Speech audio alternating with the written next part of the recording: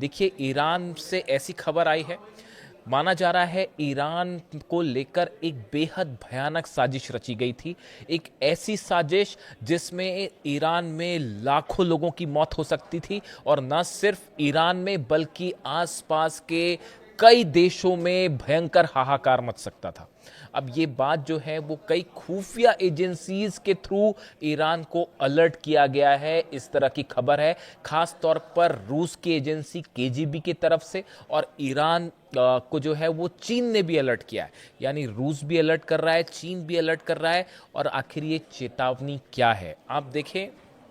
जो हमले हुए ईरान में पिछले, आप 3 से 4 दिन की बात लीजिए, जो हमले होते हैं, उन हमले में जिन लोकेशंस को टारगेट किया गया, उसमें 3 लोकेशंस ऐसी थी जो इस ओर इशारा कर रहे हैं कि एक बहुत बड़ी साजिश थी। देखिए, हमले होते हैं बुशर पर, हमले होते हैं ईरान और चाइना का रेल लिंक जो है उसके ब्रिज को निशाना बनाया गया, और चाबहार पोर्ट को निशाना बनाया गया, जहां पर भारत का 1000 करोड़ से ज्यादा का निवेश।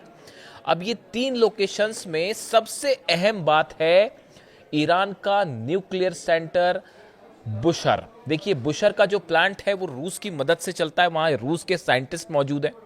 अब सवाल यह है कि आखिर बुशर के ऊपर टॉमहॉक मिसाइल्स क्यों दागी गई, या बुशर प्लांट पर फाइटर जेट्स ने हमला क्यों किया। देखिए, नतांस, फोर्दो और इस्फहान, ये जो ईरान के तीनों न्यूक्लियर सेंटर्स हैं, यहां पर यूरेनियम एनरिचमेंट का काम होता था, और इनको पहले से ही निशाना बनाया जा चुका है बंकर बस्टर बॉम्ब से। और यहां पर जो है बड़ी मात्रा में मलबा जमा है, और अगर यूरेनियम है तो वो दफन है नीचे। ऐसे में ये तीनों के ऊपर अगर हमला होता भी है तो यहां से रेडिएशन का खतरा नहीं है। लेकिन बुशहर ईरान का वो न्यूक्लियर प्लांट है जो एक्टिव मोड में है, और यहां से बिजली पैदा की जाती है। और अगर इस पर किसी, इसके कोर एरिया को अगर हिट हो जाता है, ये अगर सेंट्रीफ्यूजेस यहां पर हिट हो जाते हैं, तो इसका मतलब होगा चेरनोबिल की तरह हादसा जो कि रूस में देखा गया था, और उस समय जो रेडिएशन फैला वो यूरोप तक पहुंचा था, और भयानक परमाणु हादसा हुआ था। बिल्कुल चेरनोबिल की तरह क्या कोई हादसा करवाने की कोशिश थी बुशर में? देखिए, इसको लेकर कई अलर्ट्स पहुंच गए हैं ऑलरेडी ईरान के पास। जो खुफिया सर्कल है या जो डिफेंस एक्सपर्ट्स हैं, उनके बीच में इस तरह की चर्चा है। देखिए, ये जो बुशर पर हमले हुए, ये बेहद रहस्यमय हमले थे। जो अटैक बुशर पर हुआ, ये बुशर का जो कोर एरिया है, उस कोर एरिया के बिल्कुल करीब मिसाइल्स गिरी हैं जो अमेरिका ने दागी। अभी ये भी बड़ा सवाल है कि क्या ये मिसाइल अमेरिका ही नहीं दागी। मैं ऐसा बात क्यों कह रहा हूं वो बताऊंगा आपको। लेकिन देखिए, बुशर के बिल्कुल करीब ये मिसाइल्स अटैक हुए, और हालात ये थे कि जो कोर एरिया की जो बिल्डिंग थी, उसमें जब मिसाइल अटैक होता है तो उससे जो पार्टिकल्स निकलते हैं वो उससे भी जाके टकराए। यानी सीधा मिसाइल ने हिट नहीं किया, लेकिन उसके छर्रे और जो दूसरी चीजें निकलती हैं, मेटल्स, वो जाके कोर बिल्डिंग से भी टकराए। जिसके बाद बताया जाता है कि रूस और ईरान की खुफिया एजेंसीज के बीच में एक बड़ी बैठक हुई है, जिसमें इस बात का एनालिसिस किया गया कि आखिर बुशर को निशाना क्यों बनाया गया। क्या इस तरह की कोई साजिश थी कि ईरान को झुकाने का अब कोई रास्ता नहीं है, तो बुशर के ऊपर अटैक किया जाए और यहां पर एक बड़ा धमाका हो, हादसा हो और रेडिएशन फैल जाए? क्या यह साजिश थी? देखिए, इससे इनकार भी नहीं किया जा सकता। ये एक ऐसी बात है जिसको लेकर अब संदेह खड़ा हो गया। देखिए, इसके पहले जो हमले हुए, बुशर में ज्यादा हमले नहीं हुए थे। जो हमले हुए न्यूक्लियर साइट्स पर, इस्फहान पर हुए, नतांज पे हुए, फोर्दो पे हुए, लेकिन बुशर को निशाना नहीं बनाया गया। और बुशर पर जब हमले हुए भी तो वो कोर एरिया के आसपास थोड़ी दूरी पर हुए, उसके इतने करीब कभी हमले नहीं हुए। रूस ने अपने कई साइंटिस्ट को वहां से हटा दिया, लेकिन अभी भी मौजूद है वहां साइंटिस्ट। इतने करीब पहले कभी हमला नहीं था। बुशर पर हमले का मतलब बेहद भयानक रेडिएशन और भयानक हादसा, एक झटके में लाखों लोगों की मौत हो सकती थी। ऐसे में बताया जा रहा है एक बड़ी बैठक हुई है खुफिया एजेंसीज, जिसमें रशिया की शामिल थी, ईरान की एजेंसीज अधिकारी शामिल थे, और चीन के अधिकारियों से भी इस बारे में चर्चा की गई है कि आखिर बुशहर पर निशाना क्यों साधा गया। दूसरी बात, आप बड़े गौर की बात सुनिए, देखिए, 2 हमले जो शुरुआती हमले हुए, अमेरिका ने क्लेम किया साहब हमने हमले किए, 80 ठिकानों पर हमले हुए। दूसरे दिन 190 ठिकानों पर अमेरिका की तरफ से हमले हुए। हालांकि इसको लेकर भी नए इनपुट्स आने शुरू हो गए कि इन हमलों में क्या इजराइल के फाइटर जेट्स भी शामिल थे, क्या इन हमलों में अरब देश के भी कोई फाइटर जेट शामिल थे। इस तरह के तमाम सवाल उठ रहे हैं। देखिए, हालात ये है कि जो तीसरा हमला हुआ, आपने देखा कल जो सुबह सुबह जिस तरह की खबरें आई कि कई धमाके हो रहे हैं ईरान में, और सेंटकॉम की तरफ से कहा गया कि साहब हमने ये हमले नहीं किए, तो अब हमले अपने आप तो हो नहीं गए होंगे। हमले का नेचर एयर स्ट्राइक की तरह था, ये कोई आईडी लगा के धमाके नहीं हुए थे। ईरान में लगातार तीसरे दिन भी धमाके हुए और ये धमाकों को अमेरिका ने क्लेम नहीं किया। ऐसे में बड़ा सवाल ये उठ रहा है कि क्या नेतन्याहू की कोई प्लानिंग है इन धमाकों के पीछे?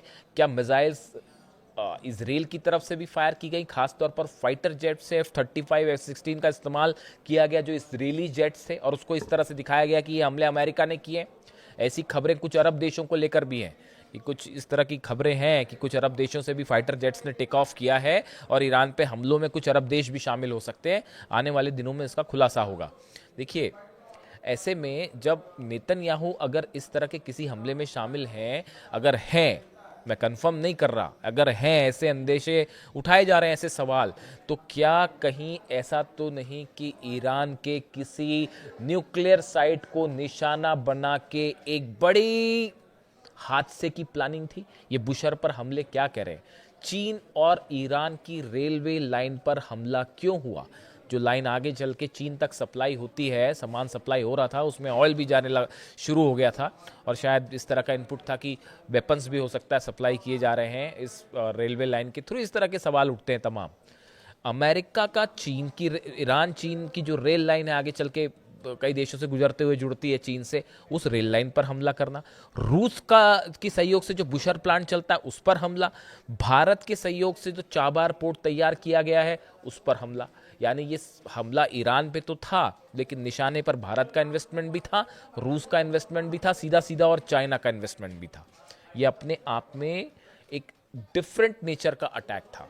देखिए, गौर करने वाली बात यह है, जो मैं बात समझाना चाह रहा हूं, कि जब भी कोई देश अटैक करता है, और खास तौर पर अमेरिका जैसा देश, तो वो जो टारगेट्स होते हैं वो बड़े सोच समझकर उनका चयन किया जाता है। ये जो डिफेंस एक्सपर्ट्स हैं वो इस बात को समझते हैं। आप पहले के हमले देख लीजिए अमेरिका के, उन हमलों के नेचर में और इस बार के नेचर में थोड़ा अंतर था।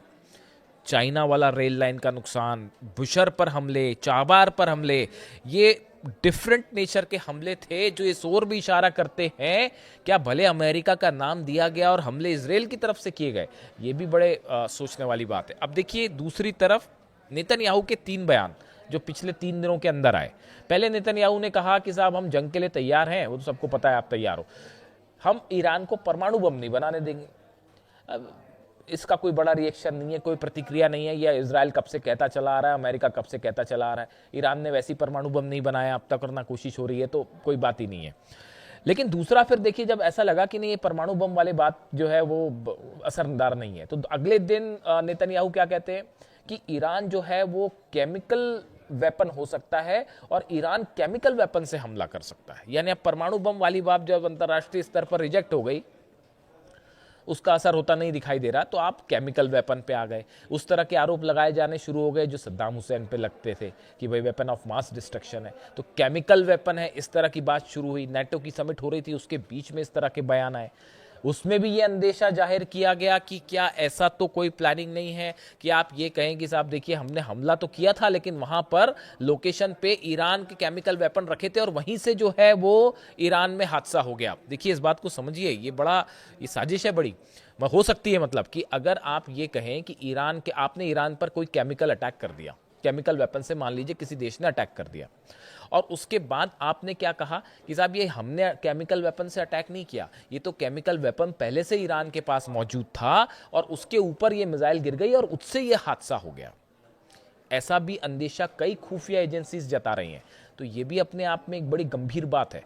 इसके अलावा फिर देखिए नेतन्याहू का तीसरा बयान, जो कि कल चर्चा भर छाया रहा, मैंने वीडियो भी बनाया उसमें, कि डोनाल्ड ट्रंप की जान को खतरा है और वापस जाते वक्त जो है ईरान निशाना बना सकता था उनके फ्लाइट को, और फिर उन्होंने फ्लाइट बदली, अपना नए एयरक्राफ्ट पे चेंज हुआ वो, और शटर्स बंद किए गए और तमाम चीज़ें जो थी वो।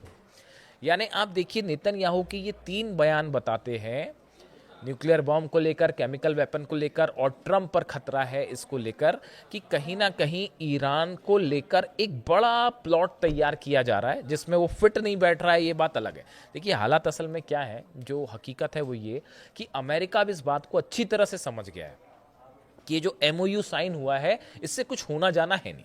मतलब जो अमेरिका जो चीज़ हासिल करना चाहता है वो इस MOU से तो हासिल नहीं होगी। ये बात अमेरिका और डोनाल्ड ट्रंप अच्छी तरह से समझ चुके हैं।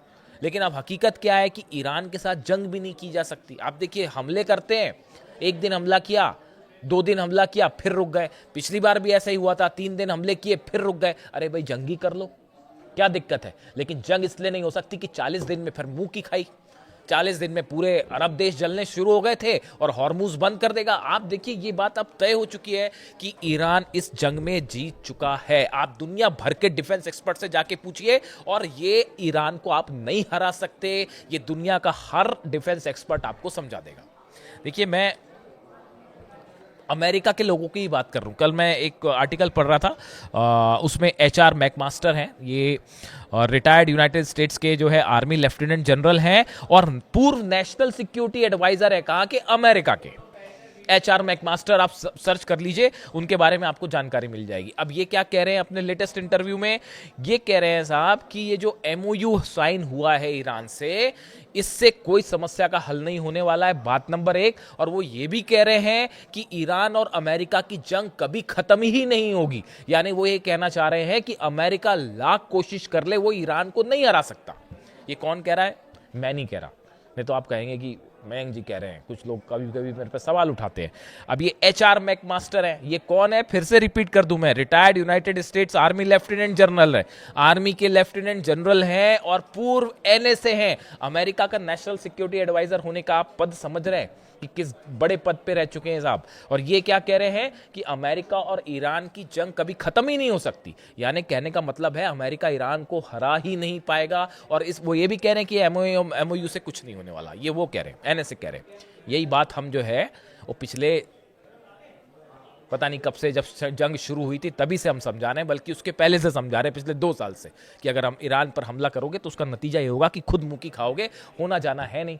अब देखिए ट्रंप से लड़ाई करते बन नहीं रहा, हकीकत ये है। अभी इस बार जब ईरान ने हमले किए, आप देखिए कुवैत पर हमला हुआ, बहरीन पर हमला हुआ, कतर पर हमला हुआ, जॉर्डन पर भी मार दिए 1-2 मिसाइल। ये जो हमले हुए ईरान की IRGC की तरफ से, अब आप ईरान के हमलों का नेचर भी समझिए। मैंने आपको अमेरिका के हमलों का नेचर बताया, अब ईरान के हमलों का नेचर समझिए। ईरान ने जो हमले किए ये उसका फर्स्ट प्लान के तहत हमले हुए थे। ये कहाँ पे हमले हुए जी, अमेरिका की नेवल बेस है उसको उड़ा दिया उसने, 5वां बेड़ा जो था उस पर हमले कर दिए उसने। जो है कुवैत में जो एयर बेसेस हैं उस पर हमले कर दिए। इसके अलावा जो है कतर में एयर बेस है उस पर हमले कर दिए, जॉर्डन में एयर बेस है। यानी टारगेट पे अमेरिकन इंफ्रास्ट्रक्चर और अमेरिकन बेसेस ही थे, वो आम जनता को टारगेट नहीं किया ईरान ने। तो ये पहले स्तर की प्लानिंग थी। जो अहमद वाहिदी कह रहे हैं, ईरान के IRGC प्रमुख जो कह रहे हैं, उनके सोर्सेस से जो खबरें हैं वो खबरें ये हैं कि साहब ये अभी जो हमने हमले किए ये अभी सिर्फ पहले दौर की प्लानिंग थी। अब अगर आप इससे बड़ा हमला करने की कोशिश करेंगे तो उसके बाद फिर क्या होगा, उसके बाद सऊदी के, UAE के, बहरीन के, कतर के सबके गैस प्लांट्स, ऑयल प्लांट जो है वो जलने शुरू हो जाएंगे और ब्रिजेस उड़ने शुरू हो जाएंगे। ये दूसरे लेवल का हमला था। तीसरे लेवल के हमले की तो अभी ईरान ने बात ही नहीं की, वो उसको सरप्राइज ही बनाए हुए है कि तीसरे लेवल का हमला क्या होगा वो मौका आने पर बताया जाएगा। उसका स्पेकुलेशन करना ठीक नहीं है, वो कुछ भी हो सकता है।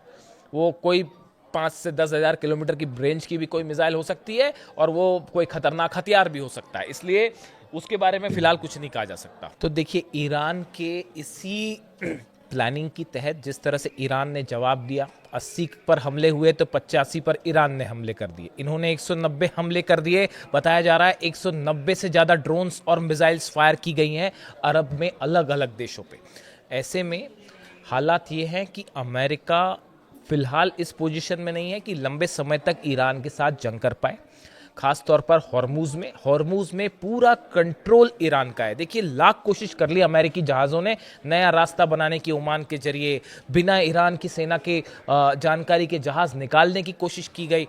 नतीजा क्या हुआ? यूएई के जहाज पर हमला हुआ, सऊदी के जहाज पर हमला हुआ, पनामा के जहाज पर हमला हुआ। ऐसे में हॉर्मूज पर कंट्रोल ईरान का है और इसको किसी भी सूरत में आप जो है ईरान को बाईपास करते हुए तो वहां से जहाज नहीं निकाल सकते। ये बात साफ हो चुकी है।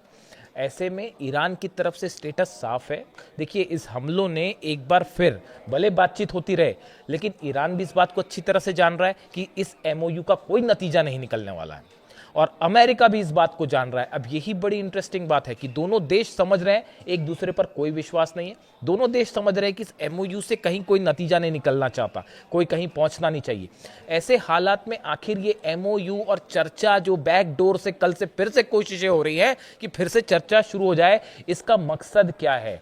क्या ईरान को वक्त चाहिए? कोई चीज बन रही है ईरान पे, उसको और तेजी से बनाने के लिए, आप समझ सकते हैं।